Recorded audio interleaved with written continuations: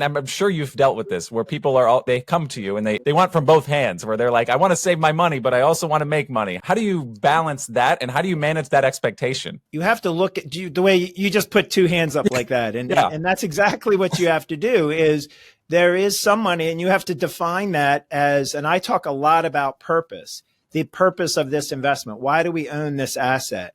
And if we own this asset because we might need to spend some of that money or put our hands on some of that money tomorrow, next year, a couple of years from now, that's a very different investment perspective than one that we believe we're not going to really need to cash in for 5 or 10 more years.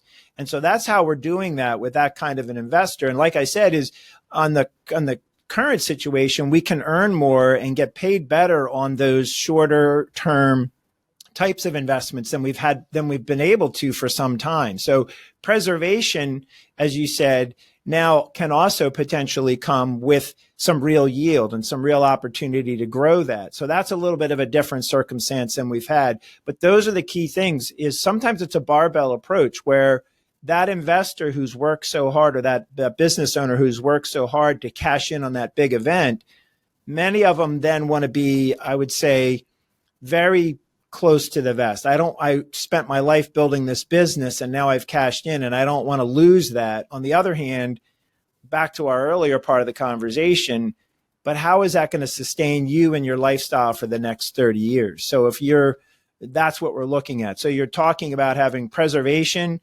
We're talking about fixed instruments, municipals. We're talking about things that are going to give us a nice income, a predictable outcome. And the stock market is always going to give us that inflation hedge and that higher opportunity, but it's going to carry a level of risk. And so that's what it comes down to in balancing that with that type of a client. And it's what I said earlier, is you're not going out and trying to beat a benchmark. You're trying to, is this going to sustain and reach my goals for what I personally need? And if we can get that focus, if we can get someone to understand that, and how am I doing for myself and my situation and my goals, that's, if we can carry through that message, they're going to do fine.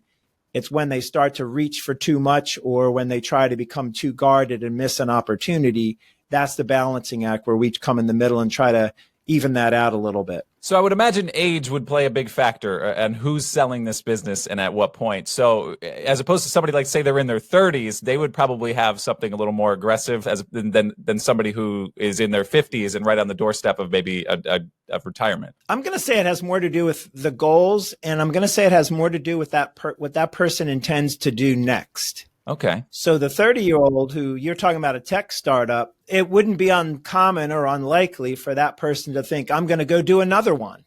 And I did this once, I'll do it again. But the reality is, it doesn't always work that way. You can have one really good idea that really pays off, and then it's harder to come up with the next big idea. So that person might think in a way of, I'm going to try to go out and really hit another home run again with another business. On the other hand, I cashed in this one, and I want to make sure that this is a sustainable source of wealth that I'm going to have for the rest of my life. So they might not be as aggressive. Obviously, if they don't need to draw income from it anytime soon, they're going to have a different investment perspective and purpose. But they might not be or need to be as aggressive as you might think in the way you framed your question.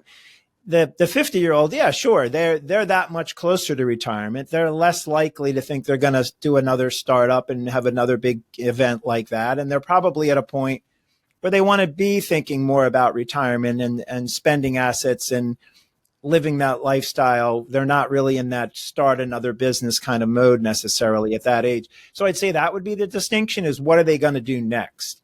I've met with and worked with some young entrepreneurs who were doing incredibly well. And one in particular, I remember he would say something along the lines of, that's the kind of money you can disappear with. That was a comment that one business owner I knew had said, that's money you can disappear with. And what he meant by that was you could generate so much wealth, you didn't have to worry any longer. You didn't have to get another job. You didn't have to build another business. It was sort of his little joke that he could just disappear. And so that, to me, I think is really what you do with your money to make sure that you have a sustainable lifetime income. That's what we do. That's what we really help people determine, that's going to work out and that they can not work. They can disappear. Yeah. So if you like what you heard today and any of our discussion resonates with you, we always say here at Good Financial Services, it all starts with a conversation. So just write in the comments below or go to our website, goodfinancial.com, and just check off that you'd like to set up a conversation. And we're happy to just chat and see where your situation is. And I'm sure we can provide advice and help along the way.